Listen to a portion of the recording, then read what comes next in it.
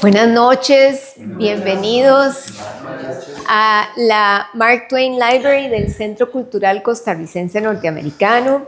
Mi nombre es Lili Sevilla y yo tengo a cargo lo que es la dirección académica del centro. Y hemos estado compartiendo estos martes lluviosos y no lluviosos con un maestro realmente talentoso que nos ha venido a compartir sus historias, su conocimiento, pero a mí lo que más me sorprende es su memoria. ¡Qué bárbaro! Y también nos deleita con el piano, ¿verdad? Hemos compartido cuentos de distintos autores nacionales, estadounidenses, europeos, y hoy tenemos un autor que fue muy conocido por ser uno de los grandes promotores del simbolismo, y lo practiqué con Jack, pero qué va, ¿verdad? Ese nombre no lo logro, pero hoy nos vamos a acercar a la tortura de Villers. Casi, Jack. Casi, no, bien. Bien. Vamos a recibir a Jack con un fuerte aplauso. Encantado, muchas gracias.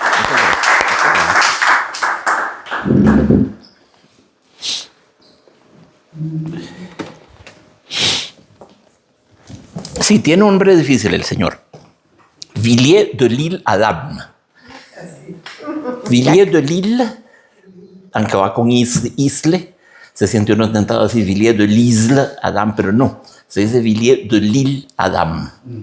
El francés tiene cosas tan arbitrarias, ¿verdad? Por ejemplo, gran escritora, Madame de Staël, se escribe con diéresis en la E, debería ser Madame de Staël, sin embargo, se pronuncia Madame de Staël, y es un error si uno dice Madame de Staël.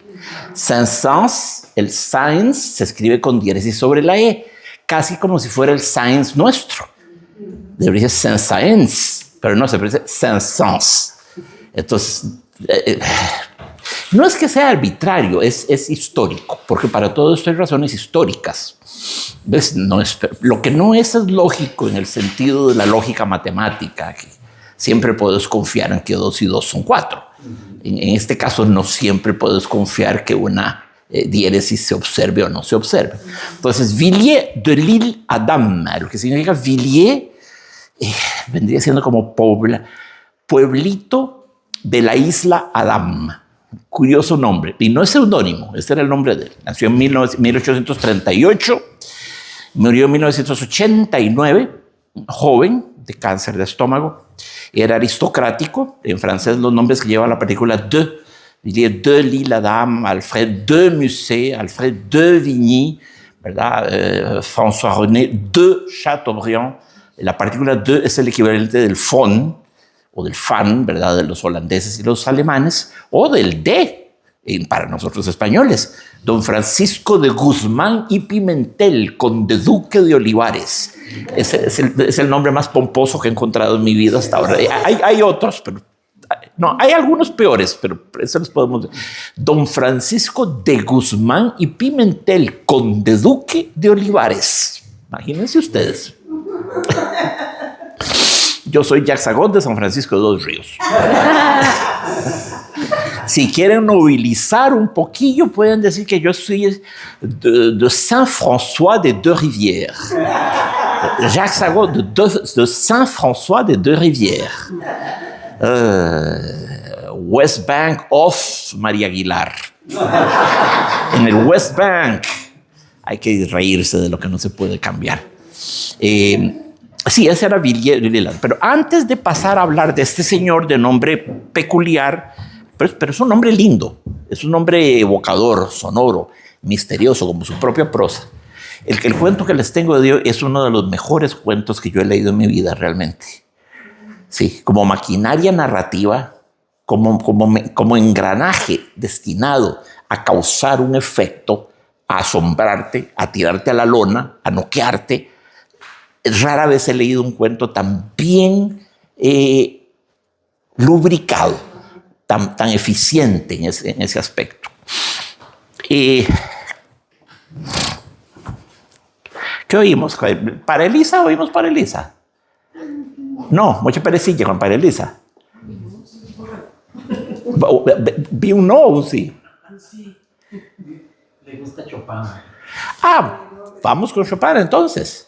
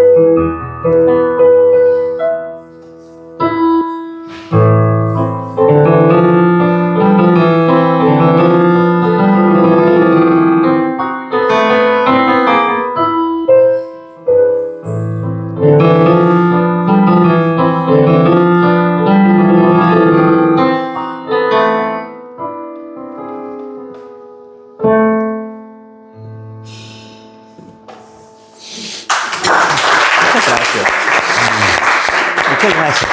Muchas gracias. Muchas gracias. Gracias. Un lindo. Qué alegría verte, querido amigo y colega, poeta,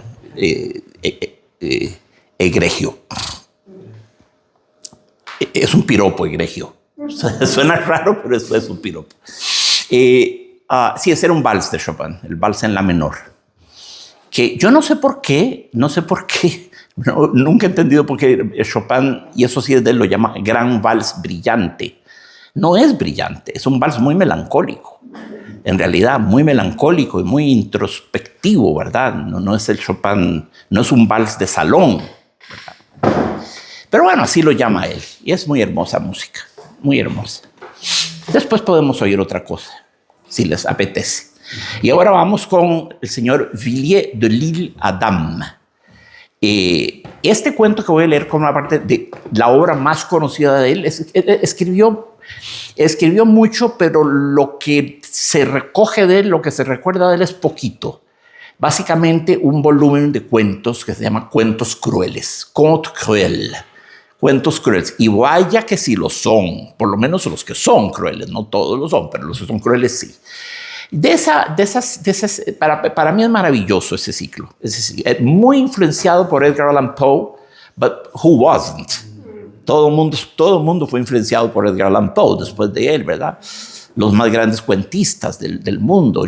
En mi ranking personal lo hemos hablado, ¿verdad? Edgar Allan Poe, Guy de Maupassant, francés, Anton Chekhov, Horacio Quiroga, Julio Cortázar, Jorge Luis Borges, Carlos Salazar Herrera. Esos son para mí los más grandes cuentistas de la historia y sí pongo a Carlos Salazar Herrera en ese grupo. Ya lo creo que sí, por sus cuentos de Angustias y Paisajes. Sí lo pongo en ese selecto grupo, al lado de Chekhov y de quien ustedes quieran ponerme. Esos cuentos son milagrosos, ¿verdad? A mí siempre me los está pidiendo la gente que los lea y que los analicemos y todo, y no dejo nunca de analizarlos. Siempre voy encontrando cosas nuevas, ¿verdad? Qué cosa más linda de cuentos. Recuerden lo que decía Cortázar, Julio Cortázar, uno de los grandes maestros del género. Una novela nos gana generalmente por nocaut, pero un cuento debe ganarnos por decisión. En las peleas de boxeo, ¿verdad? El final se dirime, sea por decisión de los jueces que van poniendo puntos en sus tarjetas, dependiendo de los golpes que asestes y cuán potentes sean, etcétera, etcétera, etcétera, van poniendo puntos y al final se llega a una decisión que puede ser unánime o dividida y gana uno y el otro pierde. Pero también puede suceder que ganes por nocaut. Dejas al rival tendido más allá de la cuenta de 9. Es decir, son cuentos de impacto, son cuentos de punchline, son cuentos que vos no ves venir el desenlace. Y you didn't see it coming, no lo ves venir hasta que quedas turulato, ¿verdad? Y decía Cortázar, los cuentos deben de tratar de ganarnos por nocaut, deben de tratar de noquearnos. Una novela, ¿qué es una novela? Cielos santos, a ver, La Guerra y la Paz son 800 páginas, con no menos de 500 personajes con los que vas a convivir varios meses de tu vida, tal vez años. Con el librito ahí, muy íntimo, en tu mesa de noche. Posiblemente vas a amanecer dormido con el librito abierto así en el pecho porque te dormiste leyendo.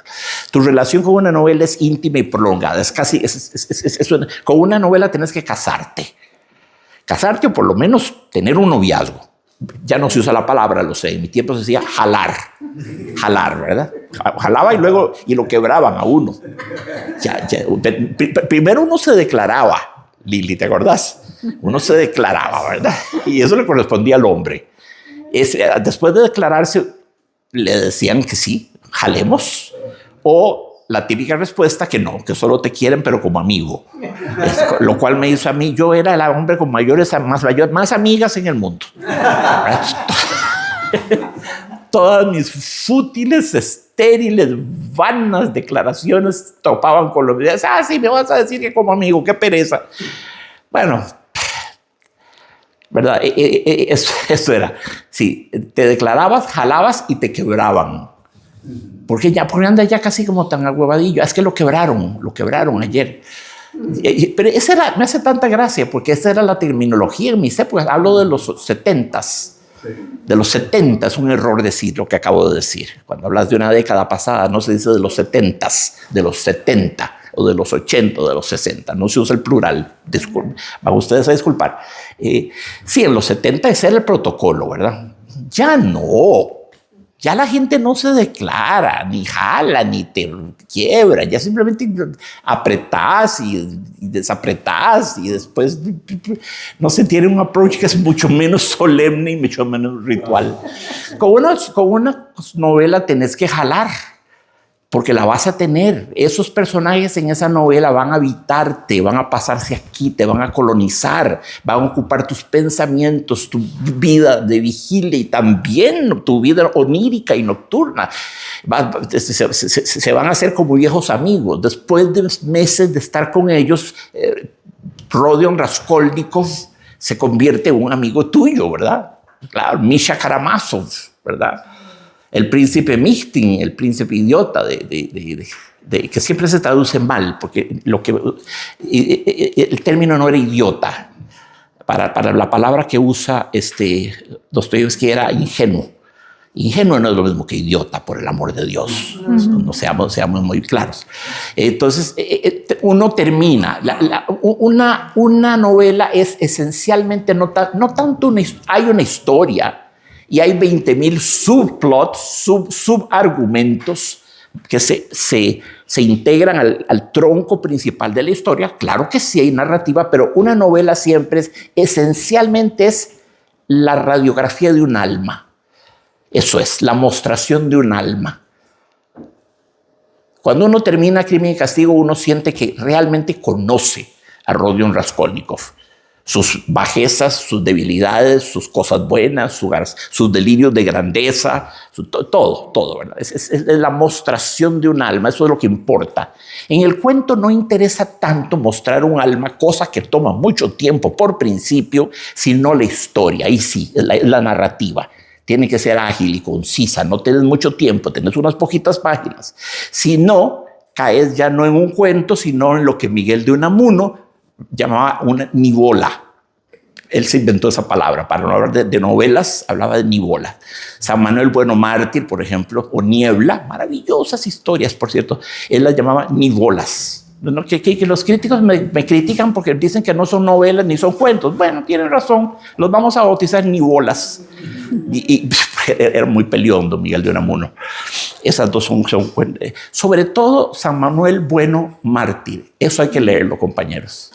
Eso hay que leerlo. Si quieren ustedes ver el martirio de un sacerdote que predica todos los días, que es el pilar moral del pueblo, al que todos acuden a preguntar esto y lo otro, y es el que sostiene a un pueblo, y él mismo íntimamente no cree en Dios.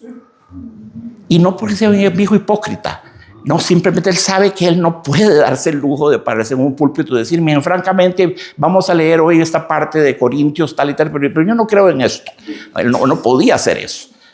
Como él mismo lo dice, al día siguiente tendríamos personas que se suicidaron, mujeres que perdieron a sus hijos, borrachos, drogadictos, gente que ha perdido, ¿verdad? Ha perdido les han robado el alma, ¿verdad? Pero San Manuel, don Miguel lo canoniza, San Manuel Bueno, Mártir, tenía que pretender que creía. El único que realmente creía así al pie de la letra, sin cuestionarse, sin que la razón viniera a socavar como lo hace siempre, la fe pura y natural, era Blasillo, que era el tonto del pueblo. Era el tontito del pueblo. Blas, como el diminutivo de Blasillo. Blasillo es diminutivo de Blas, ¿verdad? Como Blas Pascal, el gran filósofo francés. Y Blasillo, qué lindo en el cuento, qué detalle tan lindo.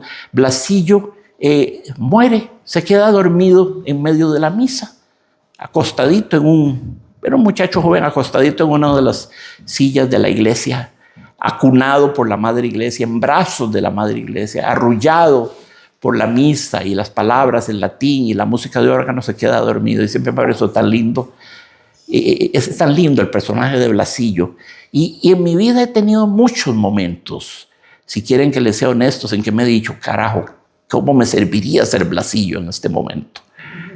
¿Qué daría por ser Blasillo? Sería ¿verdad? Un exceso de conciencia, va acompañado de dolor, se paga un precio por ello. A veces preferiríamos no ser conscientes de nada y pasar así, como Blasillo, creyendo en todo, ¿verdad? En verdad os digo, si queréis entrar al reino de los cielos, tendréis que hacerte como este niño. Blasillo es justamente el niño hombre. Bueno, pero no estamos hablando de Unamuno. ¿Cómo llegamos a Unamuno? Bueno, por la nivola. Entonces sí, la novela nos gana por decisión. Después de 6 meses viene un árbitro. Bueno, la decisión fue que... Y tuviste que pelearlos, no 12, como igual que antes, 15 rounds. De 2 minutos y medio cada uno de ellos, ¿verdad? Pero el cuento no puede darse ese lujo de enamorarte little by little, a punta de frecuentación, ¿verdad? No, el cuento vos tenés que leerlo y sentir que pasó un huracán en cuestión, que un huracán sería muy lento, no, un ciclón pasó y te dejó turulato, ¿verdad? Un tornado, magnitud 5.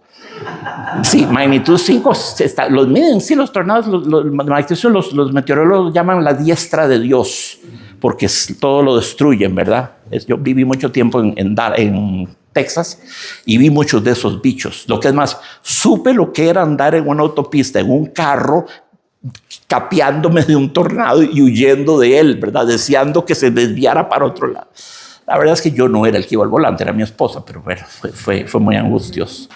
Sí, en aquellas planicies absolutas, ¿verdad? De un momento vi que el cielo seguía clarito hasta cierto punto, y como si hubiese una línea trazada con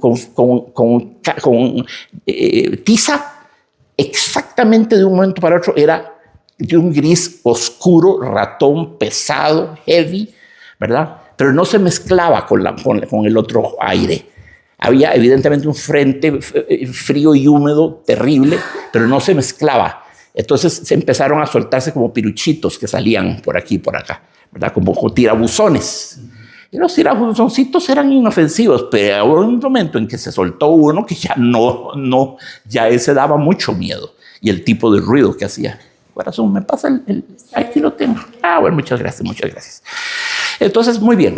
La novela es una pelea que se gana por decisión, el cuento se gana por knockout. Vamos a ver si Villiers lo logra.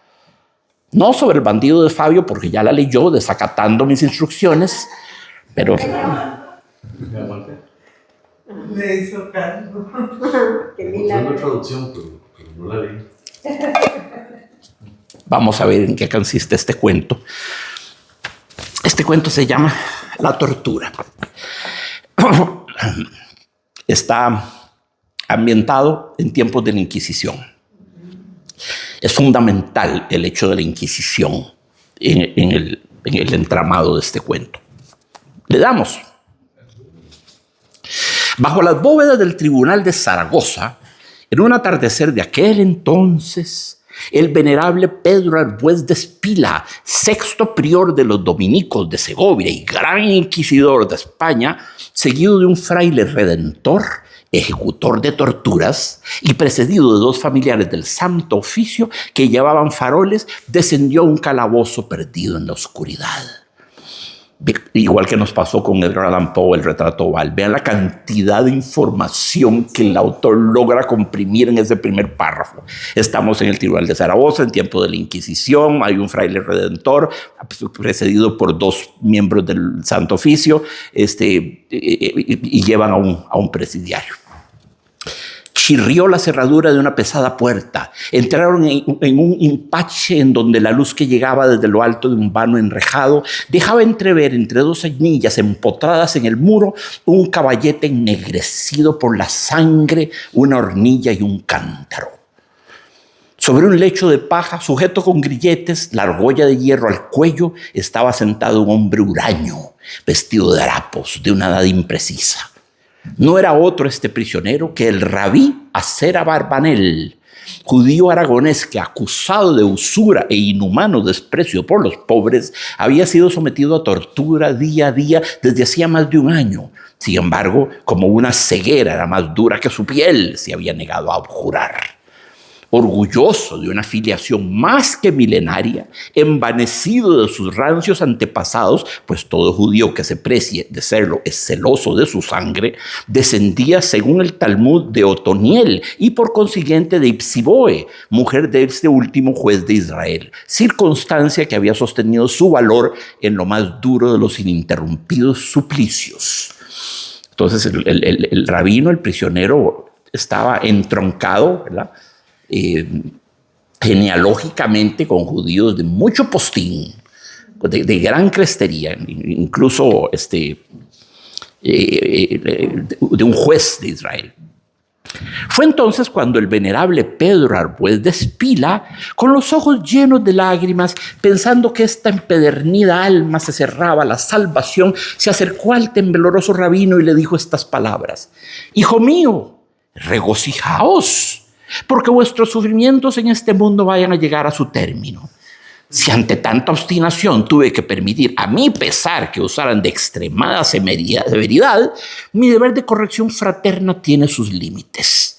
Sois la higuera recalcitrante que hallada tantas veces sin frutos se expone a secarse, pero solo a Dios corresponde decidir sobre vuestra alma. Quizás la infinita misericordia de Dios brille para vos en el instante supremo. Debemos esperarlo. Hay ejemplos.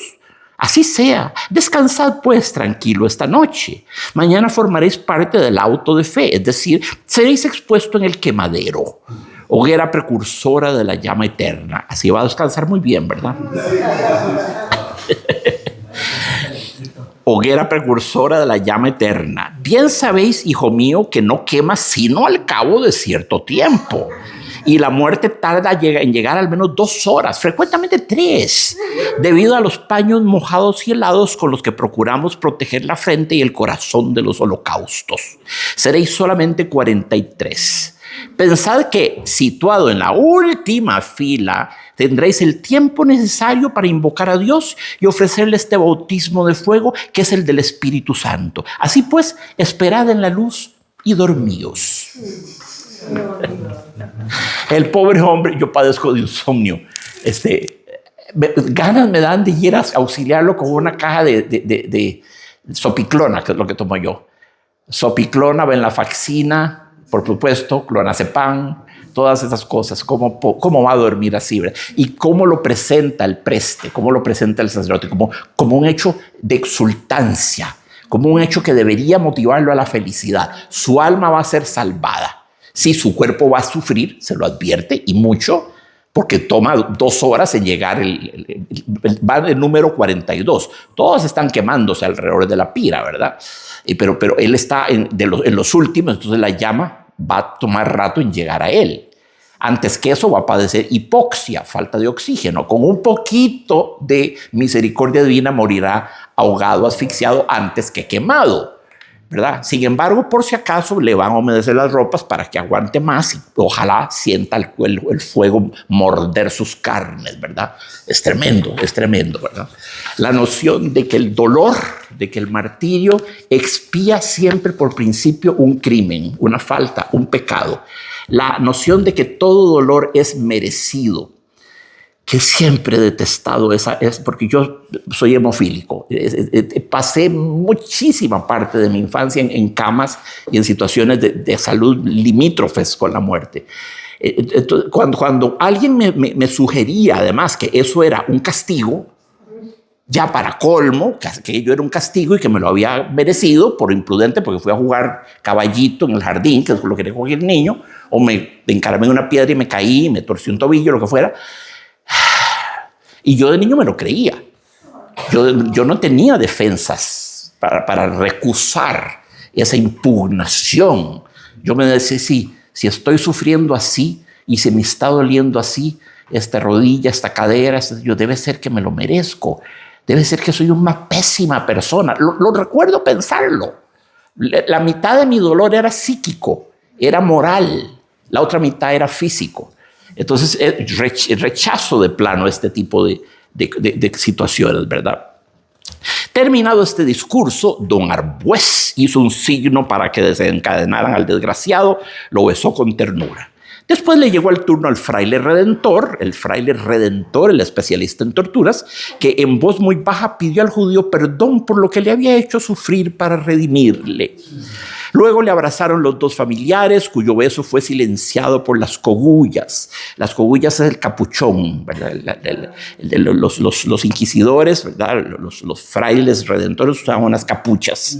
Entonces no se oyó el beso porque lo silenciaban las cogullas. Acabada la ceremonia, el cautivo quedó solo y desconcertado en medio de las tinieblas. El rabí Aser Abarbanel, seca la boca y enervado el rostro por el sufrimiento, se fijó vagamente en la puerta cerrada. ¿Cerrada? Esta palabra despertó en lo más recóndito de su ser, entre sus pensamientos confusos, una ilusión. Había vislumbrado un instante en la débil luz de los faroles por la rendija entre el muro y la puerta. Una leve esperanza nació en su cerebro debilitado, conmocionando todo su ser, se arrastró hacia la insólita visión y muy suavemente, deslizando con grandes precauciones un dedo en el resquicio de la puerta, tiró de ella hacia sí.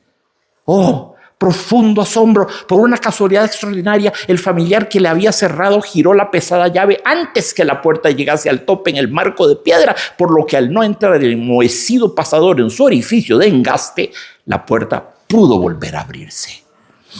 El rabino se arriesgó a mirar hacia afuera. Gracias a una especie de lívida oscuridad, distinguió primeramente un semicírculo de muros terrosos en los que habían tallado unos escalones en espiral, y frente a él en lo alto, tras 5 o 6 gradas de piedra, algo semejante a un pórtico negro daba acceso a un espacioso corredor del cual solamente podían vislumbrarse desde abajo los primeros arcos. Es como una película, ¿verdad? Es como un cinematógrafo. Vayan visualizando todo aquello, ¿verdad? Lívida oscuridad. ¿Qué significa lívido? Lívido significa pálido. Pálido o en términos forenses, la piel cuando se pone ya medio amoratada por la muerte, ¿verdad? O bien pálido. Yo lo menciono solamente como una nota a pie de página porque mucha gente persiste en cometer el riesgo de confundir lívido con libido. La libido con B. La libido es la energía sexual primaria de los seres humanos. Estás bajo de libido o necesitas o sos un viejo libidinoso, energía sexual. Lívido con V y esdrújula quiere decir pálido o desencajado o fuera de sí, con el color del rostro alterado por una emoción tremenda, pues, generalmente el miedo, pálido, entre pálido y amoratado. Seguimos. Luego, arrastrándose, llegó a la altura de este umbral. Sí, era verdaderamente un corredor, pero de una longitud desmesurada. Una pálida claridad, un resplandor de ensueño lo iluminaba. Lamparillas colgadas de las bóvedas teñían de azul a intervalos el aire enrarecido. El fondo lejano era solo una sombra. Era tan gran espacio, ni una puerta lateral. Por un solo costado a su izquierda, tragaluces enrejados en los huecos del muro dejaban pasar un crepúsculo que debía ser el de la tarde por las rayas rojas que de trecho en trecho cortaban el enlosado. Y qué pavoroso silencio. Sin embargo, allá abajo, en lo profundo de estas brumas, una salida podía ofrecer la libertad. La incierta esperanza del judío era tenaz por ser la última. La última esperanza que nos da es muy tenaz. Cuando ya nos dice, la única posibilidad que usted tiene de salvarse es esto. Cuando nos dicen eso, nos agarramos de eso, nos aferramos. La última tabla de salvación en el naufragio, no hay otra. Imaginemos una tabla, una barrica flotando en medio del océano. Hay que agarrarse de esa, ¿verdad? Así pues, sin vacilar, se arriesgó sobre el enlosado, bordeando el muro de los tragaluces e intentando confundirse con las sombras tenebrosas de los largos muros. Avanzaba lentamente, arrastrándose sobre el pecho y ahogando los gritos cuando una llaga en carne viva le laceraba. Recuerden que tenía la piel toda llena de escoriaciones y de laceraciones, producto de las cosas atroces que le aplicaba el fraile redentor. Fraile viene de hermano, del hermano redentor, ¿verdad? De pronto, en el eco de esta galería de piedra, oyó un ruido de sandalias que se acercaban. Le sacudió un temblor, le ahogó la ansiedad, se le oscureció la vista. Vamos, ¿acaso era este el fin? Se acurrucó en un hueco y esperó medio muerto. Era un familiar que caminaba deprisa. Familiar aquí no se refiere a familiar de él. El familiar era un miembro de la orden, de la Santa Orden de la Inquisición. Era un familiar que caminaba deprisa. Pasó rápidamente con unas tenazas en la mano. Echada a la cogulla, terrorífico el aspecto, y desapareció. Bueno, la cogulla, todo hombre pierde su identidad porque no ves la cara. Lo que ves es una serie de encapuchados sin identidad. No sabes quién es quién. Ya solo eso es aterrador. En esos tenebrosos pasillos, ¿verdad? Imagínese usted, aquí hay mucho juego con las luces. De nuevo, pretendan ser, no sé, un gran director de cine. Elia Kazan, Frank Capra, John Huston, William Wyler. Esto sería más bien posiblemente como para Orson Welles, porque es un tipo de decor muy con sombras y luces. Podría ser como muy del expresionismo alemán. Fritz Lang, Vienne, Murnau, algo gabinete del doctor Caligari. Ese es el tipo. No la vean muy en colores. Este no es un cuento en tecnicolor. Claro, sí, es un cuento en blanco y negro, sin duda. Echada a la cogulla, terrorífico el aspecto, y desapareció. La sobrecogedora impresión que el rabino acababa de padecer lo oprimió, dejándole confiado de sus funciones vitales, por lo que permaneció durante casi una hora sin poder realizar movimiento alguno. Ante el temor de que aumentaran sus tormentos si volvían a cogerle, le vino la idea de volver a su calabozo. Pero la vieja esperanza le susurraba en el alma ese divino quizá que consuela en los momentos más angustiosos. Sí, ¿verdad? Quizá, bueno, tal vez, podría ser que. Es muy difícil privar a un ser humano de la esperanza. Muy difícil. Decía George Bernard Shaw, lo último que se pierde no es la esperanza, es el sentido del humor. Ya cuando no sos capaz de tener el sentido del humor sobre tu terrible situación, estás fregado, porque no tenés esa arma que es el sentido del humor. No puedes reír de lo que te está pasando.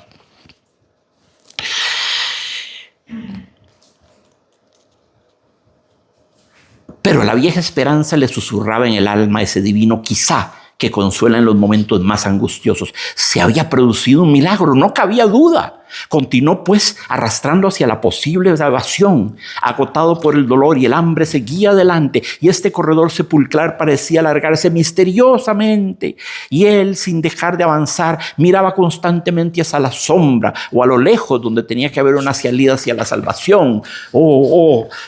Aquí que de nuevo sonaron unos pasos, pero esta vez más lentos e inquietantes. Surgiendo del aire se le aparecieron las figuras blancas y negras de los inquisidores con largos sombreros de bordes redondeados. Hablaban en voz baja y parecían discutir sobre algo importante por la forma en que movían las manos. Ante esto, el rabí Acera Barbanel cerró los ojos, el corazón le latía hasta ahogarle, sus harapos se empaparon de un frío sudor de agonía. Permaneció con la boca abierta, inmóvil, echado a lo largo del muro, bajo la luz de una lamparilla, inmóvil, implorando al Dios de David. Literalmente temiendo que el pálpito de su corazón lo delatara. Ese momento en que él popom, y uno, cállate corazón, ¿cómo hacemos, verdad? Esto nos recuerda el corazón de la Toder de Alan Tower. Al llegar delante de él, los inquisidores se pararon bajo el resplandor de la lámpara, indudablemente por casualidad en medio de su discusión. Uno de ellos, escuchando a su interlocutor, se quedó mirando al rabino, y bajo esta mirada, cuya expresión distraída no logró comprender el desventurado, creyó sentir aún las candentes tenazas mordiendo su lacerada carne. Iba a convertirse de nuevo en un lamento y una llaga. No es que iba a padecer lamentos y llaga, iba a convertirse, ¿verdad? Ya no, es una identificación total, un lamento y una llaga. ¿Qué soy yo? Un lamento y una llaga. Desfalleciente, sin poder respirar, los ojos parpadeantes, se estremecía bajo el roce de la ropa, pero cosa a la vez extraña y natural. Los ojos del inquisidor, que eran sin duda los de un hombre intensamente preocupado por lo que iba a contestar, absorto en lo que estaba escuchando, se fijaban en el judío y parecían mirarle sin verle, como que yo esté hablando con Fabito, ¿verdad? Y pretenda no ver a mis dos amigos de allá, ¿verdad? Estoy hablando con vos y pretenda no verlos. Hay La mirada perdida. Sí. Hacia él. Hacia él. Sí, la mirada perdida hacia él, sí. Sí, sí. Como si fuera una piedra, ¿verdad? Algo inanimado. Efectivamente, después de unos minutos, los dos siniestros discutidores, hablando constantemente en voz baja, siguieron su camino a paso lento hacia el cruce de donde había salido el cautivo. No lo habían visto, de suerte que en medio del terrible desconcierto de sus sensaciones pasó por su cerebro esta idea: ¿estaré ya muerto puesto que no me ven? Una impresión espantosa le sacó de su letargo. Fijándose en el muro, pegado a su rostro, creyó ver muy cerca de los suyos dos ojos crueles que le observaban. Echó la cabeza hacia atrás con un movimiento agitado y brusco, los cabellos erizados. Pero no. Su mano, palpando las piedras, descubrió que aquello era el reflejo de los ojos del inquisidor que tenía aún impresos en sus pupilas y que él había proyectado sobre dos manchas del muro, como cuando uno ve un bombillo eléctrico, ¿verdad? Después ves, pero por otro lado, y ves las manchitas que flotaban. Yo hacía eso mucho de niño. Siempre me impresionaba tremendamente. Y yo chiquillo de 2 años, ¿verdad? De 3 años. Me impresionaba mucho en la noche ver el bombillo y las manchitas. Yo creía, y le preguntaba a mi papá, que yo creía que las manchitas salían del bombillo. No creía que estaban en mi retina, sino que salían, eran inherentes al bombillo. Eran como capsulitas o naves espaciales, o eran extraños esferas flotantes que el bombillo expulsaba. Recuerdo sentir eso y recuerdo sentirme nervioso por eso, ¿verdad? Bueno, aquí esos ojos incendiarios del inquisidor de pronto los vio flotando ante sí, como una retina que acaba de ver el sol. Después, cerrar los ojos, ves el sol por todas partes, ¿verdad? Echó la cabeza hacia atrás con un movimiento agitado y brusco, los cabellos erizados. Pero no, su mano palpando las piedras descubrió que aquello era el reflejo de los ojos del inquisidor que tenía aún impresos en sus pupilas y que él había proyectado sobre 2 manchas del muro. Adelante. Era preciso apresurarse hacia esa meta que él, de modo enfermizo sin duda, imaginaba ser la liberación. Hacia esas sombras de las que solo le separaban una 30 de pasos, más o menos. Así pues reanudó más rápidamente su vía dolorosa, la vía dolorosa en el sentido de vía crucis, ¿verdad? Arrastrándose sobre las rodillas, las manos y el vientre. Vean todo lo de crístico que hay aquí, ¿verdad? Esto realmente es un vía crucis. Poco después entró en la parte tenebrosa de este pavoroso corredor. De pronto el miserable sintió un frío en las manos que apoyaba sobre las losas. Procedía de una fuerte corriente de aire que se colaba por debajo de la puerta en que desembocaban los 2 muros. Oh, Dios mío, si esta puerta se abriese al exterior, si tan solo se abriese al exterior. El triste evadido sintió que una loca esperanza llenaba todo su ser. Examinó la puerta de arriba abajo sin poder distinguirla bien por las tinieblas que le envolvían. Palpó, no había cerrojos, no había cerradura. Un picaporte se irguió. El picaporte obedeció a sus dedos y la puerta giró silenciosa ante él. Aleluya, musitó en voz baja, con un hondo suspiro de acción de gracias el rabino, que se hallaba ahora de pie bajo el umbral contemplando lo que aparecía ante sus ojos. La puerta se había abierto a unos jardines bajo una noche estrellada, a la primavera, a la libertad y a la vida. A todo eso se abría la puerta. El jardín daba a un campo cercano, extendiéndose hacia las sierras, cuyas onduladas líneas azules se perdían en el horizonte. Ahí estaba la salvación. Oh, huir, sí, correría toda la noche entre esos bosques de limoneros cuyos perfumes le alcanzaban. Cuando llegase a las montañas estaría a salvo. Respiraba aquel aire bendito, el viento le reanimaba y sus pulmones recobraban vida. Escuchaba en su corazón regocijado el ven y foras de Lázaro, ven afuera. Camina, ¿verdad?, de Lázaro. Y para bendecir todavía más a Dios que le concedió esta misericordia, abrió los brazos elevando los ojos al firmamento. Fue un éxtasis. Pero creyó ver entonces la sombra de sus brazos volviendo sobre él mismo. Le pareció sentir que estos brazos de sombra le rodeaban, le enlazaban, que le oprimían tiernamente sobre un pecho. Efectivamente, una alta figura se hallaba junto a la suya. Confiado, dirigió su mirada hacia ella y se quedó sin aliento, espantado, los ojos aterrados, vacilantes, tumefacta las mejillas, babeando de espanto. ¡Horror! Se hallaba en brazos del mismísimo gran inquisidor, del venerable Pedro Arbues de Espila, quien tenía los ojos cuajados de lágrimas y el aire del buen pastor que cuenta a la oveja descarriada. El siniestro sacerdote apretaba contra su corazón al desdichado judío con tal ímpetu de ardiente caridad que las puntas del cilicio monacal que el dominico llevaba bajo el hábito se le hincaron en el pecho. Y entre tanto el rabí Gacera Barbanel, con los ojos en blanco, jadeando angustiosamente entre los brazos del ascético don Arbues, comprendía confusamente que cada etapa de la noche funesta no había sido más que un previsto tormento de esperanza. El gran inquisidor, con un tono de dolorido reproche, la mirada desolada, le susurraba al oído con el aliento abrasador, viciado por los largos ayunos: ¿Cómo, hijo mío? ¿Cómo? ¿Querías dejarnos la víspera quizás de vuestra salvación? Bueno, esta es una tortura. El título completo del cuento es La tortura por la esperanza. Pero muy inteligentemente, Jorge Luis Borges, en su antología de literatura fantástica, que realmente no es un cuento fantástico, ¿is it? No es un cuento fantástico, la atmósfera es fantástica, las sombras, las luces, todo aquello mundo, aquellos tipos con sus cogullas, sí, todo eso tiene algo de fantástico, pero no hay la intervención de un elemento fantástico aquí. No siento yo siento que Borges lo metió en la teoría porque le gustaba tanto el cuento que la metió a como pudo. Pero no es un cuento fantástico, es un cuento histórico, se apoya en una verdad histórica terrible. Entonces, el cuento se llama La torture par l'espérance, la tortura por la esperanza, pero si vos pones ese título, entregas el final, es un spoiler. Entregas un final, la tortura por la esperanza, entonces ya que vas por la mitad, no, dice, lo están vacilando. Si es una tortura por la esperanza, no, esto está armado porque... Entonces, con muy buen criterio, ahí sí la pegó Borges, eliminó Borges por la esperanza. Se llama La tortura. Entonces, ahí no tenés forma de saber el horror que se está fraguando. Si no, uno se da cuenta. Entonces, ¿en qué consiste lo específicamente crudelísimo de este cuento?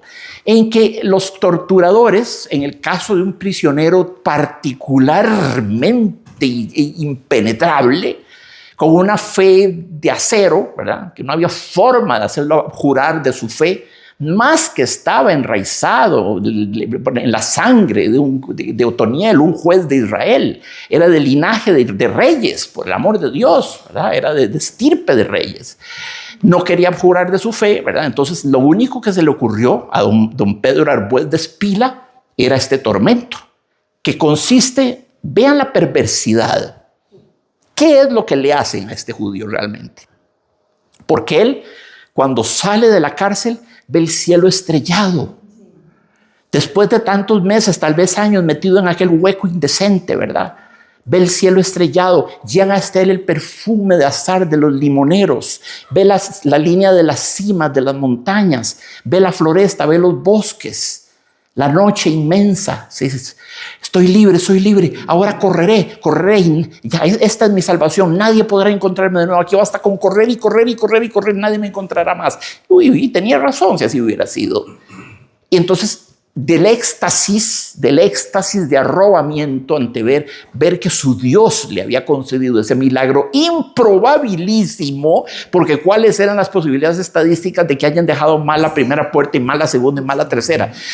¿Cuáles eran las posibilidades estadísticas de que dos inquisidores se quedaran hablando, viéndolo sin mirar y hablando, ¿verdad? Evidentemente todo esto está armado, es una charada.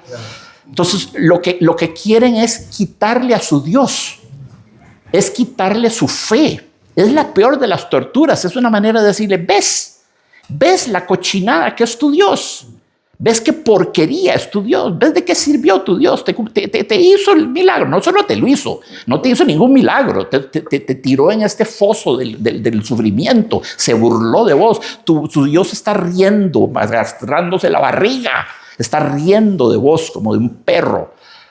Tu Dios no sirve para nada, es una cochinada, harías bien a abjurarlo y con suerte salvarías tu alma.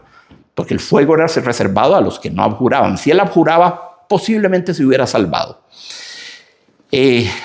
Entonces le quitaron eso último que le queda a un ser humano.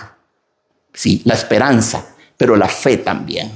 La fe de que en efecto, si va a morir en la pira crematoria, su alma va a ser acogida más allá por un Dios clemente, misericordioso y lleno de amor. Porque ese Dios, por lo visto, no existe. A juzgar por la espantosa broma que le jugaron, la manera en que pisotearon su fe, la manera en que le arrebataron a Dios lo que nadie tiene derecho a hacer. Con el caso, yo que he tenido tantas situaciones con médicos, ¿verdad? Un médico no puede arrebatarle a un paciente esa arma, ese instrumento fundamental de combate que se llama esperanza. No puede, no debe. Y es un error en todo aspecto de praxis médica. Sí, un médico, si estás muy mal, te tiene que decir. Su problema es muy serio, es muy severo. Tiene una alta tasa de morbilidad. Sí, señor Zagot, es una situación, sí, podría ser que le signifique la muerte. ¿De aquí a cuánto? No sé, don señor. Tal vez 3, 6 meses, no lo sé. Pero no puede decirle, está muerto. No hay esperanza, no hay nada que hacer, tírese del virilla. Apresuremos esto y se tira del virilla. Salga, mire, yo le presto aquí, coja el taxi aquí, lo paga aquí, el Uber al virilla y se tira. Y acelera el trámite. Salgamos de esto. Un médico no puede hacer eso y no debe hacer eso. En primer lugar, su sabiduría no es tan omnímoda, tan absoluta como para saber que no hay ninguna cura posible. En segundo lugar, porque existe en efecto eso que llamamos milagros. En tercer lugar, porque la esperanza es un arma de combate tremendamente potente y la única que le va quedando a uno, la esperanza y la fe, que no son lo mismo, pero se funden en una misma cosa. No vas a tirar al enfermo al campo de batalla, al coliseo, a ser devorado por 20 leones sin darle siquiera una espada para que se defienda. Esa espada es la esperanza. No debes quitarle la esperanza. Cualquier médico decente que tenga una ética médica correcta sabe que no se debe hacer eso. Un enfermo tiene derecho, claro que tiene derecho a saber cuán grave es su enfermedad. Por supuesto, tiene que saberlo, hasta para tomar ciertas previsiones necesarias en que hay que pensar, claro. Ya testó a quién le va a dejar las cosas, quién se va a ocupar de eso, etcétera, etcétera, etcétera. Sí, tiene derecho a saber que su enfermedad es muy grave, teóricamente terminal, pero nadie puede robarle la fe a uno. Nadie puede decir, no, ya no tiene nada que hacer, como que nada. Es como que yo tire esta moneda aquí y caiga de canto. Y quede de canto. Esas son sus posibilidades, 1 en 3 billones. No va a pasar, ni lo piense. No, eso no lo puede hacer. Sería un error de deontología médica monumental hacer eso. El ser humano necesita esperanza siempre.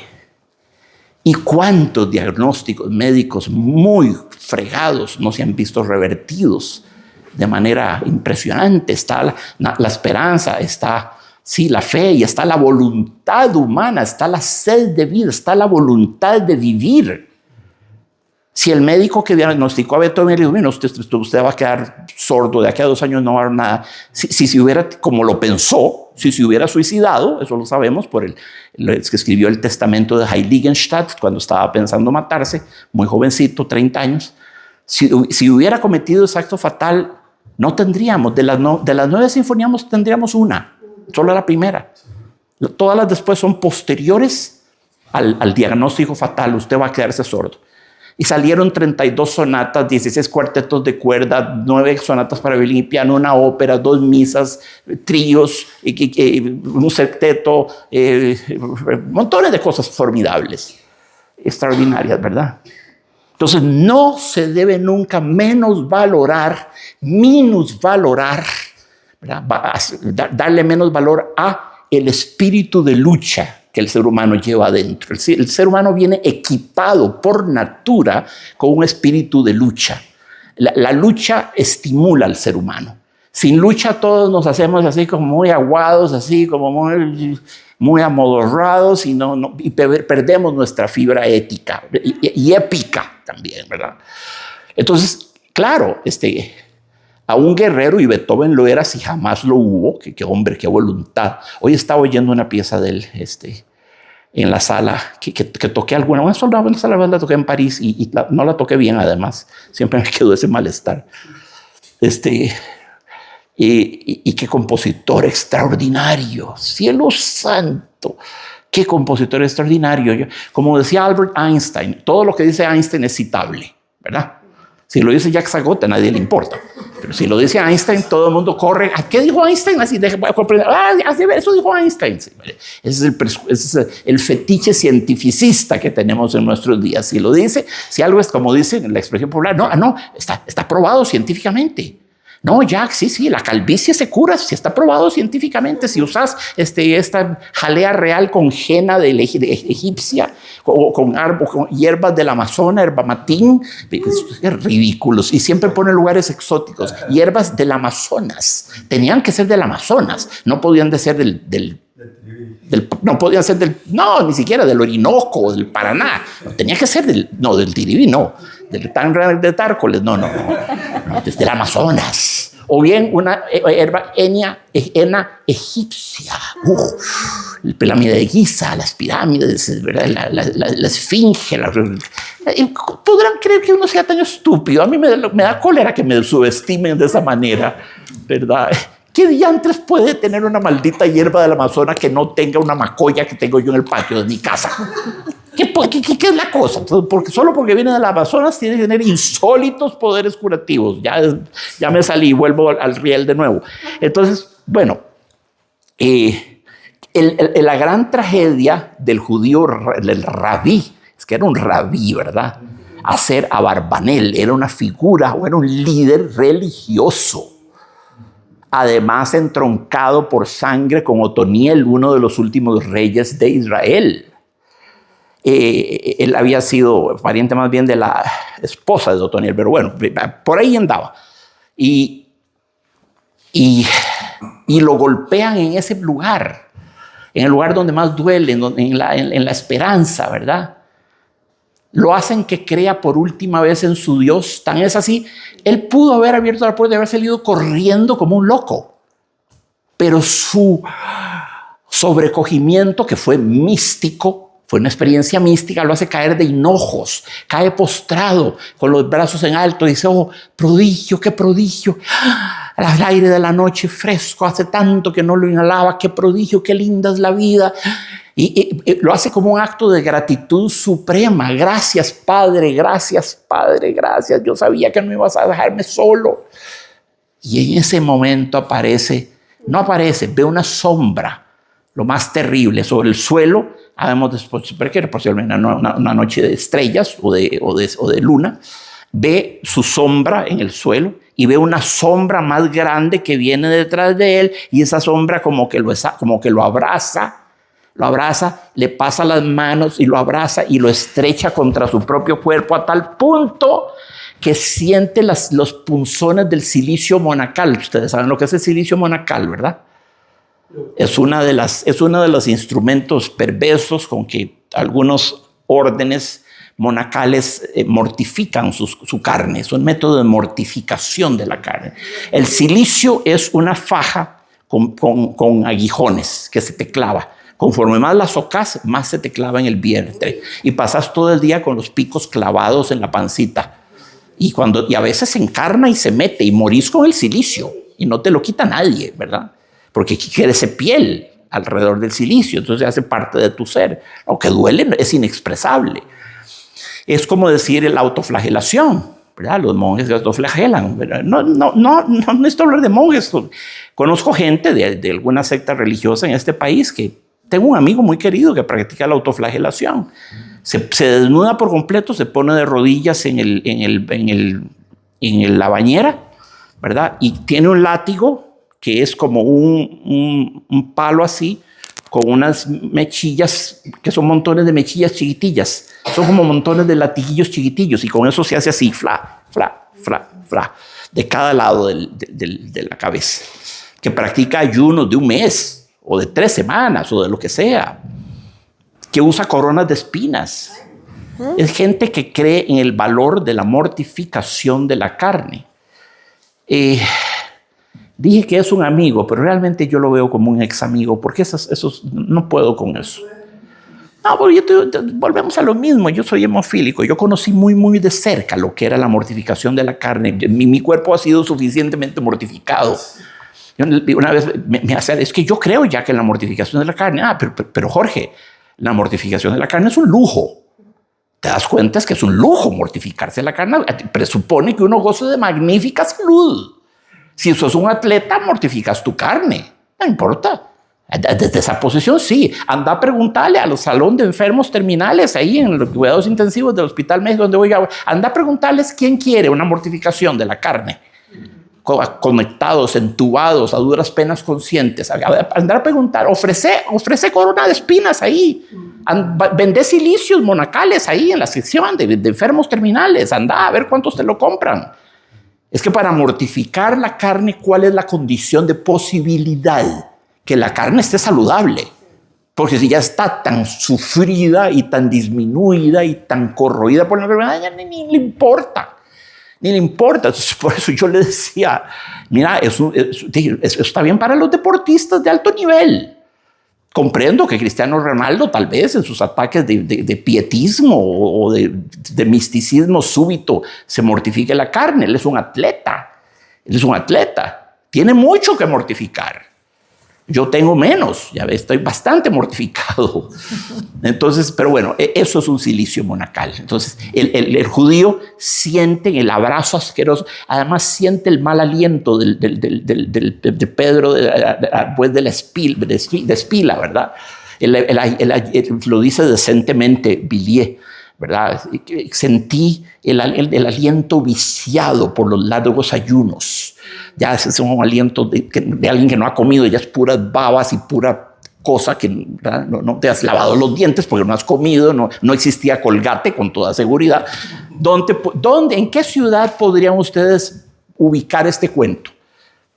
Pensémoslo. Démosle una ubicación geográfico-histórica plausible nada más. Podría ser muchísimas, pero una así como que se les venga a la cabeza. Un gesto lejano. Toledo, Sevilla. Siempre sentí que es en Toledo. Sí, siempre he sentido que es en Toledo. Sí, es que el viejo... No, pero es en Zaragoza, ¿sí? Bajo las bóvedas del Tribunal de Zaragoza. Está en Zaragoza. Y el viejo era el venerable Pedro Albuérez de Espila, sexto prior, el sexto en orden, desde arriba hasta abajo en la cadena de mandos de la Iglesia Católica, que es una de las estructuras más jerárquicas del mundo y más verticales. Vas de papas a cardenales, a sacerdotes, a obispos, a sacerdotes, a curas, a frailecillos, a monaguillos. Es muy jerarquizada la estructura como lo sería la de la milicia, de tantas otras instituciones, un gobierno de la República. Un ministro de Estado está por encima de un embajador, que está por encima de eso, y en la cúpula de todos está el presidente. Entonces sí, Villiers de Lille nos ubica la historia en Zaragoza, sí. Zaragoza, Sevilla, Toledo tuvieron particularmente historia de Inquisición. ¿En qué países se dio la Inquisición? ¿Fue puramente española?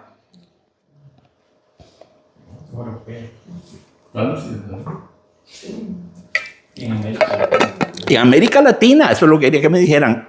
Sí, la Inquisición fue exportada a nuestras latitudes y aquí se practicaron autos de fe.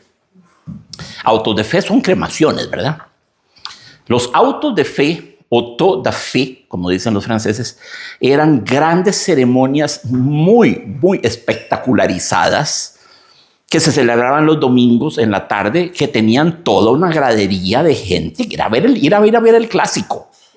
Ese era el entretenimiento popular de la gente. Incluso había diferentes puntos en las graderías para las diferentes clases sociales. Los miembros del prelado estaban en un balcón arriba, bajo techo, estaban los otros, y había un montón de gente de aparado que iban a ver al pobre condenado quemarse y pegar gritos hasta perder el conocimiento. Igual que la guillotina, fue un gran espectáculo de masas. Desde que las inventó el doctor Guillotin, de ahí viene el nombre guillotina, de Guillotin, que era un francés. Pero la guillotina fue muy misericordiosa en general. La Inquisición era atroz. Sí, la hubo en montones de lugares. Parece mentira, la hubo casi en todas partes. En España, mucha en Francia. ¿Por qué en Francia? Porque en Francia era el lugar donde estaban los cátaros, el movimiento religioso de los cátaros, que eran considerados una orden herética, apostásica, blasfematoria, ¿verdad? Eran considerados una secta satánica. Mataron a mucha gente en Francia. En Italia, el país más católico del mundo, montones en Portugal, en grandes cantidades. Muchos judíos, entre ellos Baruch Spinoza, salió huyendo de Portugal, se llevan a Ámsterdam, Holanda. Holanda era el país más avanzado de la época desde el punto de vista de las ideas. En Holanda no había Inquisición, ni había persecución religiosa, y había libertad de expresión. Por eso se fue ahí Spinoza, por eso se fue ahí Descartes, porque sus escritos no iban muy bien con las doctrinas de la Iglesia Católica. Entonces sucedía lo más terrible, que la Iglesia te ponía en una lista de libros prohibidos, prohibitorum, que se llamaba el índex de los libros prohibidos. Y cuando te ponían ahí, ya tu cabeza tenía precio, y te andaban buscando. Tenía premio y precio, te andaban buscando. En Ámsterdam era más détendu, era más liberal, siempre fue más liberal. Pero hubo Inquisición en Alemania, en montones de lugares, en Austria, en lo que hoy en día es Checoslovaquia, en Hungría, en Europa Central, en el norte de África, básicamente en todo lo que se llamaría el ecúmene, todo el territorio geográfico y político que se conocía en un momento dado. Es lo que se llama el ecúmene. Costa Rica no estaba en el ecúmene porque no había sido descubierta. ¿Ok? ¿Verdad? El ecúmene es lo que ha sido ya descubierto, cartografiado y apropiado por alguien, que ya es colonia de alguien, ¿verdad? En Grecia, sin duda, en Turquía hubo Inquisición. Era un espectáculo, como les digo, era un espectáculo entretenidísimo. La gente concurría y pagaba un tiquete para ir. El condenado entraba portando una cosa así encima, una especie de, sí, como de cogulla de los condenados, roja, que se llamaba el San Benito, le decían, el San Benito. De ahí la expresión, es que me tiraron el San Benito de tener yo que dar esa clase que no quería dar, por ejemplo, ¿verdad? Es que me tiraron el San Benito de que resulta que yo soy comunista, con mi vida jamás he comulgado con él. Le tiran a uno el San Benito, de los que te tiren encima esa ropa de los condenados, ¿verdad? Y llegaban ahí y la gente presenciaba todo aquello entre ovaciones y aplausos. Y leían pedazos de las escrituras, los sacerdotes con sus atuendos, ¿verdad? Leían fragmentos de las escrituras, fragmentos de la Biblia, de las Holy Scriptures, de las Sagradas Escrituras. E incluso ya la ejecución de los prisioneros era ajena a la iglesia. La ejecución, el asesinato de los condenados por la Inquisición ya era el Estado el que lo asumía. Ya propiamente dicho, la ejecución era el Estado el que te mataba. Lo que hacía la iglesia era, y esta es la palabra que usaba exactamente, la iglesia te relajaba en el Estado, te dejaba así exánime en brazos del Estado. Entonces la iglesia nunca tenía las manos sucias. La iglesia no te mataba. Oficialmente era el Estado el que mataba por recomendación de la iglesia. ¿Verdad? Claro que sí. Entonces, era una cosa que era al mismo tiempo religiosa y laica. Muy laica. Pero muy laica solamente en el caso de un Estado teocrático, como era toda Europa en esa época. Y tenías que tener una teocracia donde el Estado estaba él mismo bajo la égida de la iglesia, ¿verdad? ¿Hubo inquisiciones en Costa Rica? No. En América también. Sí. Estados Unidos. Sí. La persecución de las brujas de Salem. De Salem, sí. Que hizo la famosa gran obra de teatro Arthur Miller. Las brujas de Salem, sí. La cacería de brujas es gracias, amiga, muy pertinente observación. La cacería de brujas es una mostración de lo que era la Inquisición, ¿verdad? Y cuando nos ponemos a pensar pasamos revista a la mitología del terror costarricense. ¿Cuáles son los personajes del terror de nuestra pequeña mitología? Nuestra leyenda está el Cadejos, la Llorona, el Cadejos, el Pisuicas, la Cegua, la Tule Vieja, el Dueño de Monte, la Carreta sin Bueyes, el Padre sin Cabeza, la Mona, que era aquella bruja horrorosa, espectacularmente fea. Eso me daba miedo a mí en particular. Yo no creo que haya nada peor que la Llorona. ¿Dónde está mi hijo? Aquella mujer que aparecía en mitad de los caminos oscuros en la medianoche. Una vez oí a un oficial de policía dar una narración que él, viniendo alto en la noche, sin luces, por unos caminos campestres hacia su casa, se le apareció una mujer, en efecto, encapuchada de negro, llorando, desconsolada. ¿Dónde está mi hijo? Dice que se pegó una carrera tal hacia la casa que cuando llegó a la casa se desmayó por el esfuerzo físico de la carrera que había pegado. Y lo que a mí me impresionó mucho es que a todas luces aquel hombre no estaba mintiendo. No era un mitómano, no era un cuentacuentos, no era un colector de leyendas folclóricas, no. Ese hombre vio algo. Eso es seguro. Tal vez no era la cegua, tal vez vio otra cosa, tal vez oyó mal, tal vez el ulular del viento le hizo la impresión de un llanto femenino. Ah, ¿dónde está mi hijo? No sé, hay mil hipótesis que podríamos barajar. Esa es mi otra hipótesis. Me dijo, algún maldito aquí le quiso dar a este pobre señor un susto de padre y madre. De ahí me aferro de lo de la broma pesada. Pero es que hay bromas pesadas y otras sumamente pesadas, ¿verdad? Esa es terrible. En este cuento hay una especie de broma, ¿verdad? Es una especie de broma también, a su modo. Hay humor en este cuento, sí, hay un humor negro, un humor espantoso. ¿Qué les parece a mis dos amigos? ¿Qué les pareció? Muy duro, diría yo. Sí. Porque uno abraza esa esperanza. Sí. Al final la abraza. Hubo casos de torturados así que abrujaron. ¿Qué? Hubo casos documentados de gente así torturada que abrujaron. Claro. Ah, sí, apuraron, sí, claro. La vasta mayoría lo hacía. Si te pones a contarlas una por una, las inquisiciones, los autos de fe no son no son cifras tan descomunales. Porque muchas veces los tipos juraban, al ver aquella hoguera y oír los gritos de los que estaban delante, no, yo soy lo que sea.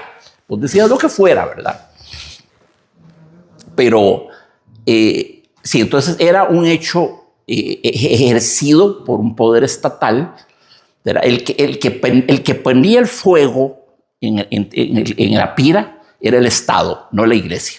La Iglesia relajaba el caso en brazos del Estado para que el Estado fuera el que ejecutara la pena. De nuevo, era muy concurrido.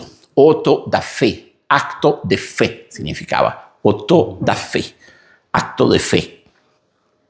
Porque, A Newton no lo hicieron. A curar a Newton. no a Newton, no, pero a nuestro amigo Galileo, pur si muove, ¿verdad? Cuando lo hicieron abjurar de la teoría heliocéntrica. Fue a Galileo, sí, Galileo, que con el microscopio, un invento que él puso en boga, había logrado determinar que todos nosotros girábamos alrededor de ese eje que era el Sol.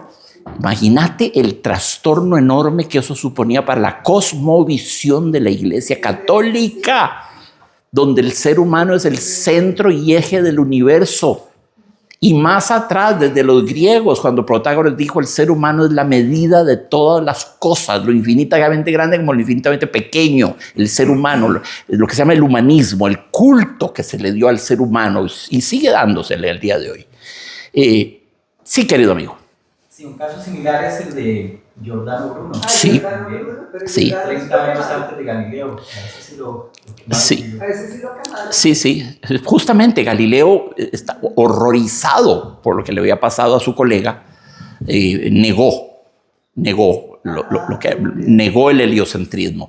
Pero recuerden que al puro final, después del juicio, bajito, después, no. Por supuesto que la Tierra no se mueve. No son locuras mías. Son desvaríos. Quiero dejar constancia absoluta de que estos son delirios de mi imaginación poco disciplinada. Es evidente que las Santas Escrituras tienen razón en todo. La Tierra no se mueve, es el centro del universo. El Sol es una estrella más, como tantas que giran en torno nuestro. No. Lo demás deben de descalificar. No tiene sentido. Fueron locuras mías. Y al rato dijo, eppur si muove, que es una expresión latina que significa y sin embargo se mueve, refiriéndose a la tierra, ¿verdad? El famoso, pero lo dijo bajito, pero sí hubo gente que lo oyó. Le pudo haber costado el pellejo el de esa broma. Terminó todo, se desdijo de todo, leyó parte de las escrituras. Ese juicio está muy bien documentado. Ha dado origen a muy buenas películas. Por lo menos un par muy buenas películas que he visto yo. Una de ni más ni menos que Roberto Rossellini. Roberto Rossellini, el gran cineasta, el gran director de cine neorrealista, se llamaba, del neorrealismo italiano, el que hizo Stromboli, Roma, Ciudad Abierta. Hizo una película sobre Sócrates, hizo una película sobre Blaise Pascal. Los filósofos le llamaban mucho la atención. Y mira que las vidas de los filósofos no suelen ser tan entretenidas como las de, digamos, los músicos o los pintores o otros. Hizo películas que están bien y hizo esa película sobre Galileo también. Forman parte de su ciclo de filósofos o pensadores. Y hay varias películas se han hecho sobre eso. Bueno, obras de teatro. Bertolt Brecht escribió una obra de teatro sobre Galileo, ¿verdad? Impugnando a la iglesia y todo aquello. Entonces, en la película es muy linda esa escena al final. Cuando después de todo, ¿verdad? Esto es lo único que debemos creer. Los textos sacros, las sacras escrituras. Lo mío es basura. Quémenlo. No, me da asco ver mi propia obra. Voten eso. Qué montón de porquerías. No. Me da vergüenza. Me desdigo de todo lo que he enseñado. He sido un mal formador de la juventud y de mi pueblo. Eppur si muove. Para no, como que dice, para no tampoco, para no perder, ¿verdad? Bueno, ya no me quemaron y todo lo que ustedes quieren, pero entérense, a pesar de todo esto, se mueve. Vieran cómo se mueve. Y claro que sí, ¿verdad? Esa es una obra maravillosa. Entonces, bueno, la Inquisición por todas partes anduvo en el norte de África, en Asia, en Groenlandia, en Islandia hubo casos de Inquisición. Pero claro, en Canadá, en Estados Unidos, sí, the Witches of Salem, ¿verdad? Todas las creencias del Halloween están enraizadas en eso, en cultos que se suponía que eran satánicos, ¿verdad? Y bueno, no estaba pensando en nuestros personajes aterradores. Tenemos brujas, claro, la Escazú, ciudad de las brujas. Y como decía, en el rubro mujeres aterradoras, porque eso es muy importante. De los personajes aterradores, con Pagazá, en la cultura patriarcal, la vasta mayoría son mujeres. Entonces, tenemos la Cegua, la Llorona, la Tule Vieja.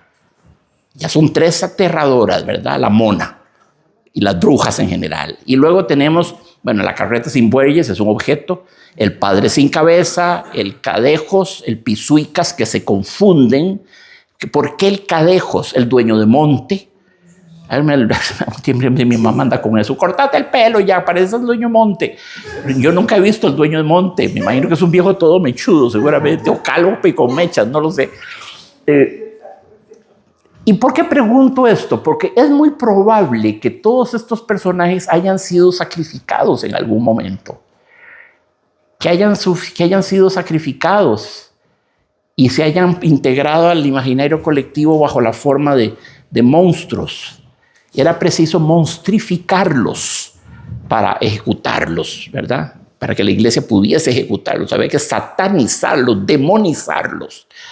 Cadejos, pisuicas. Cadejos nos habla mucho de cadenas. Cadejos suena a cadenas. Entonces uno imagina una persona en cadenas. Lo asocio, no sé si, bueno, tal vez la negritud en Limón, pero no, porque en Costa Rica nunca hubo esclavitud propiamente dicho. No del tipo en el cual uno andaría con cadenas. No de ese tipo. Pero hubo racismo hasta... Sigue habiendo racismo en Costa Rica. Despertémonos de este sueño de opio. Claro que sigue habiéndolo.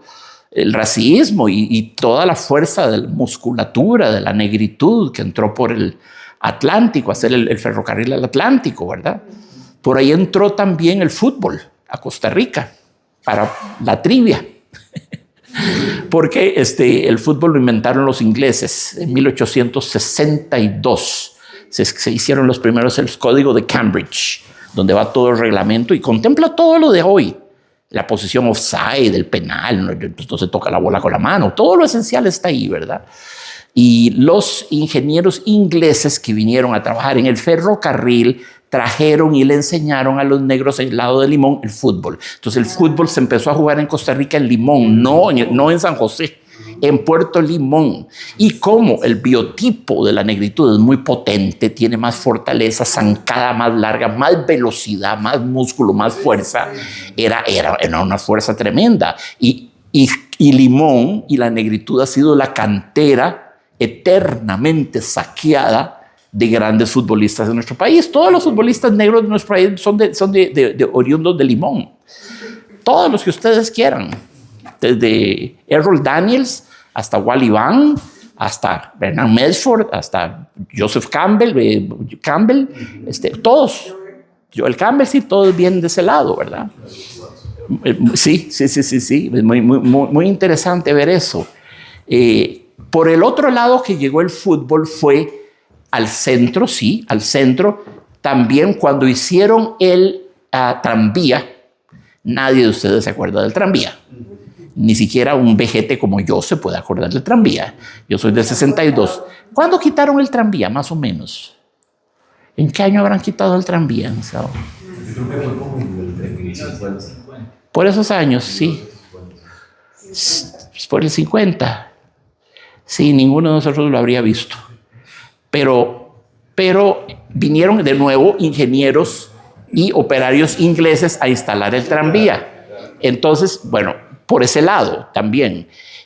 Sobre todo sucedió esto. Grandes cantidades de estudiantes costarricenses, niños de familias oligárquicas, se iban a Europa, en barco por supuesto, generalmente a Inglaterra o a Francia, más a Francia que a Inglaterra, a estudiar ¿qué se estudiaba en esa época en Costa Rica?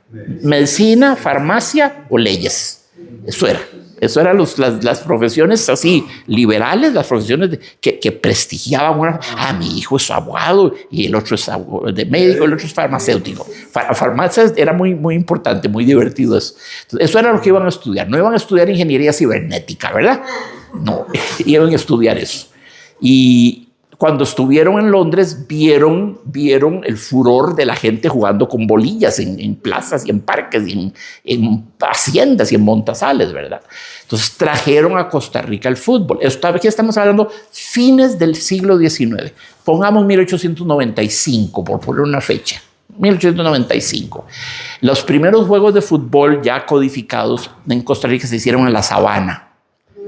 Se ponían sillillas reclinables, pero no había estadio. Se ponían sillas reclinadas alrededor, se cobraba una peseta para tener derecho, que si lo ves en esos tiempos era mucho dinero. El deporte comenzó siendo el fútbol un deporte exclusivo y un deporte elitista. Una peseta en 1985 era mucha plata. Era mucha plata, una peseta. Era como gastar hoy en día, no sé, ¿verdad? Es el deporte más accesible. Sí, sí, sí, sí, sí, sí. Sí, sí, sí, una peseta costaban y ya usaban uniforme, no eran futbolistas profesionales, eran simplemente hijos de oligarcas que habían ido a estudiar a Europa y vinieron con el virus del fútbol y lo trajeron acá. Entonces, en San José fue en la Sabana y en Puerto Limón, antes que eso, entró el fútbol por los dos lados, ¿verdad? Asociado a la construcción del ferrocarril al Atlántico y del tranvía en San José, que también implicó que vinieran ingenieros y funcionarios ingleses. Sí, sí, querida amiguita. Dele. Dylan Thomas. Adams era francés. Villiers de l'Isle-Adam era francés.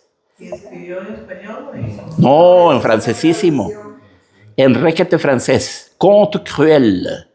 Cuentos crueles. Digamos, sí. Perdón, debí haberlo dicho de primero. Es un escritor francés, es uno de los grandes escritores franceses, de la segunda mitad del siglo. Pero, digamos, al leer el cuento en español, La tortura, o sea, el cuento fue traducido, porque se nota, o sea, la riqueza de las palabras en español. Es una muy buena traducción. Es una muy buena traducción y, por cierto, no sé de quién es y debería decírselos. Es algo que debería saber. Pueden pasar para ser refunded a la salida. No. Sí, me refiero a eso, a que la riqueza de la... Es muy buena traducción. Es una magnífica traducción. Eso tenía yo la duda en qué idioma era. Claro, por el traductor. Y es una mala traducción no... No, pero te engaña. Es tan bueno que te engaña. Un magnífico trabajo de traducción. Villiers de l'Isle-Adam era, como decía, aristocrático. ¿Saben que estuve en el castillo donde nació? Y donde no murió ahí, pero él era bretón, era de Bretaña, era oriundo de Bretaña. Si ustedes ven Francia, vagamente tiene la forma de una estrella, ¿verdad? El bracito derecho de Francia que se mete en el océano Atlántico, esa península solita tiene el tamaño de Costa Rica, idéntica, 51 kilómetros, 51.000 kilómetros cuadrados. Eso es lo que se llama la Bretaña. No es la Gran Bretaña inglesa, esa es otra. Esta es Bretaña, la Bretaña francesa. Villiers de l'Isle-Adam, sí, exactamente. Villiers de l'Isle-Adam era bretón, era de Bretaña. Y escribió mucha literatura en bretón, que es un idioma que algo tiene del francés, pero es como comparar el vasco con el español, ¿verdad? Es bien diferente, bien diferente. Entonces, eso es muy importante. Es que en la tarantazón de leerles el cuento, sí, por supuesto, era bretón y era francés. Estuve en un castillo muy en ruinas, muy mal tenido lo tienen, donde él nació, sí, estoy viéndolo, sí. Por sobre la carretera principal yendo hacia la Bretaña profunda, a mano derecha, yo dando direcciones a lo tico, a la par de un palo de mango y después de... Mi dirección en Costa Rica un tiempo era San Francisco de Ríos, del Bahamas Bar, 75 metros al norte, casa con palmera en el centro, perro bulldog en el jardín. Y yo llegaba a Estados Unidos y daba esa dirección y el pobre muchacho del correo, pero es que no, es que, señor, pero ¿y si el perrito se enferma? No llega y nunca más cartas. Y si no que lo esté deseando, pero que no lo permita Dios. Si el perrito se muere, que no vuelven a recibir cartas nunca más en sus vidas. Mire, vaya tranquilo. Hace 50 años llegan cartas a mi casa y el cartero conoce a todo el mundo, se le da regalo en Navidad y aguinaldo y tiene un hijo que ya lo está entrenando, que tiene 20 años de edad, que va a seguir sus pasos y ya el niño conoce dónde está el perrito boxer. Y sí, se han muerto como 10 perritos boxer, pero siempre compramos otro perrito boxer. Entonces no se preocupe, pero eso no es posible, pero tal vez se meta en esa casita y entonces ya no lo... Don't worry, man. Just send the damn F letter, just send it. Pero no daban crédito a eso, ¿verdad? Para ellos era avenida tal, calle tal. Son avenidas, son las direcciones. ¿Quién es el responsable? Fíjense en el plano de una ciudad. ¿Qué les hace pensar esa urdimbre, ese tejido, esa cuadrícula de avenidas y carreteras? en el plano cartesiano. René Descartes, el plano cartesiano, con el eje de las abscisas, de las X, que es el horizontal, y el eje de las Y, de las Y, que es el plano vertical. Las ordenadas y las coordenadas, ¿verdad? Las abscisas y las coordenadas. Entonces, claro, ahí con eso haces una cuadrícula, pones X4, Y22, entonces llegas sin problema. ¿Verdad? Eso es Descartes. Descartes es el culpable de que se haya transformado toda la arquitectura urbana mundial, y no estoy exagerando, eso se ha estudiado. La gente en las ciudades, cuando usted ve en una ciudad antigua, Praga, el casco antiguo no es cartesiano. Son callitas y que giran y son sinuosas y dan la vuelta y volvés al mismo lugar y te vas a ir, ¿verdad? Son muy lindas. Ya cuando vas a la parte más moderna, donde hay edificios modernos, industrias y fábricas, ya se cartesianiza. Ya empiezas a usar perpendiculares, ¿verdad? Descartes, al crear el plano cartesiano, que lo hizo para demostrar la existencia de la res extensa, de lo que llamaba, estaba la res extensa y la res cogitans. La res significa la cosa extensa, los objetos se pueden poner en un plano cartesiano. La res cogitans, el pensamiento, el alma, Dios, no los podés poner en un plano cartesiano, ¿verdad? Escapan a eso. Entonces, cuando nosotros persistimos en usar nuestras direcciones del palo de mango, del higuerón, que ya no existe ni el fantasma, del antiguo higuerón, de la antigua pulpería de la luz, de la Y, que ya es una OY desde hace 30 años y ya no existe. Cuando nosotros usamos esas direcciones que podríamos describir como descriptivas, son descriptivas, no son, lo de Descartes es una abstracción. Es claramente ya producto de una Europa racionalista y abstraccionista. Es una abstracción, ¿verdad? Pero lo demás no. Las descripciones nuestras son muy, muy indígenas. Y tengo mucho respeto por ellas, atención. Es muy la perspectiva del indígena. Es descriptivo. Mira, llegas a un puente, pasas el puente, hay un pocherillo con vacas a la derecha, seguís. No hay dónde perderse. No hay dónde perderse. No hay dónde perderse. Llegas a una cantinilla que está en una esquina, se llama Los Tupis. Te olvidas de Los Tupis. Ya pasas, hay un karaoke, sí, eso está a la izquierda. Pasas al balcón chicharronero, seguís, luego coges a la derecha en la Y, pero no hay dónde perderse. Llegas ahí, pasas un murito de piedra, y después del murito de piedra vas a ver un portón azul, y ahí, si te asomas, está el perrito boxer en el jardín. Y esa es, llégate, no hay donde, siempre no hay donde perder, y siempre se pierde uno, ¿verdad? Esas descripciones tan vívidas, tan concretas, tan ancladas, solo concreto, yo no las critico. No estoy hablando de lo que estoy para criticarlo, sino para elogiarlo. Me parece muy lindo que el ser humano, que se ha hecho tan abstracto en todo, permanezca tan concreto en el orden de las cosas, ¿verdad? Es bello, nos mantiene humanos, nos mantiene amarrados al suelo. Querida amiguita, me da la impresión de que ya me vas a echar. Ya casi. No. Vamos, tenemos 2 invitaciones para ustedes. Una, el próximo martes estamos con Edgar Allan Poe. Igual cuando leemos en inglés, siempre la participación es en el idioma que ustedes quieran. Si quieren practicar inglés, perfecto. Si quieren tirarse al agua en español, también. Además, este jueves tenemos un recital de guitarra clásica con Marlon Castro acá, ¿verdad? Que igual nos va a acompañar si ustedes quieren venir. Y un recital de Jack el 12 de noviembre.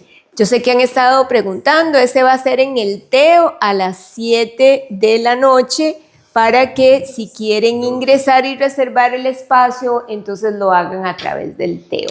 Salen muy bonitos, se hacen encima del escenario, las sillitas en el escenario para que quede la gente más cerca, entonces yo quedo más cerca. Yo me siento mejor cuanto más cerca estoy de la gente. He tocado en teatros muy grandes y es desolador. Es desolador ver ese piano metido en una isla luminosa del reflector cenital. El resto es tinieblas, no le ves la cara a nadie, no sabes quién está en primera fila, no sabes nada. Estás ahí tan solo como Robinson Crusoe en su isla, el pobrecillo. Prefiero muchas veces, mil veces más esta otra. No se van a decepcionar, amigos. Lléguense, porfa. Ya se estoy pidiendo, solo me falta ofrecer rifa de un tiquete para el clásico, rifa de un...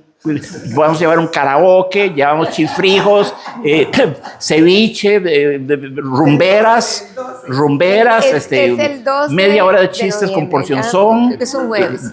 No sé qué más ofrecerles.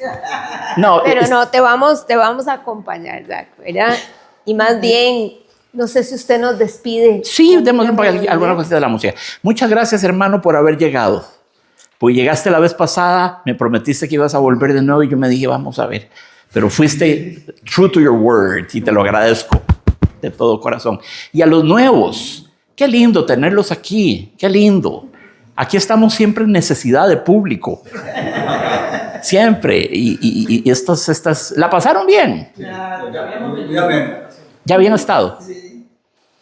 Sí, es que es un cuentazo, ¿verdad? Es un cuentazo. Es un cuentazo, ¿verdad? Y es knockout. Es punch.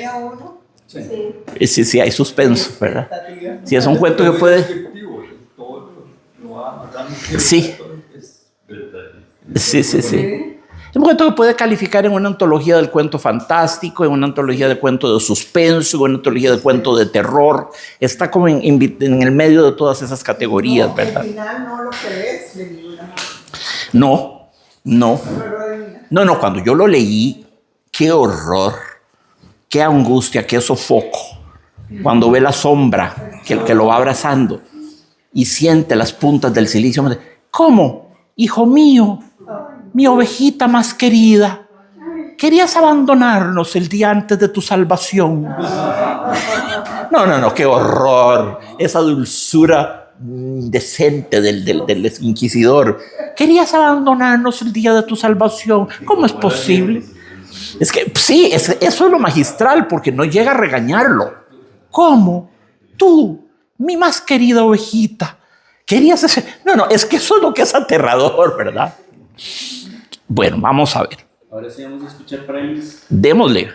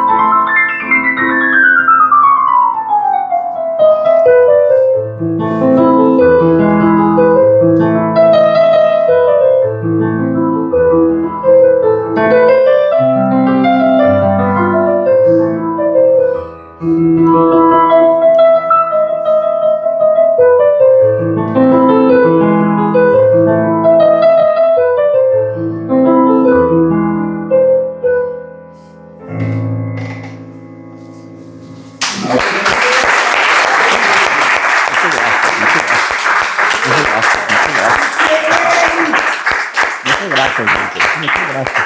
Muchas gracias. Tanto, cada ESI siempre es linda, ¿verdad? Siempre es linda. Yo siempre me digo, ay, qué pereza, tocar pereza, pero tan pronto empiezo, ay, ¿qué es esto tan lindo?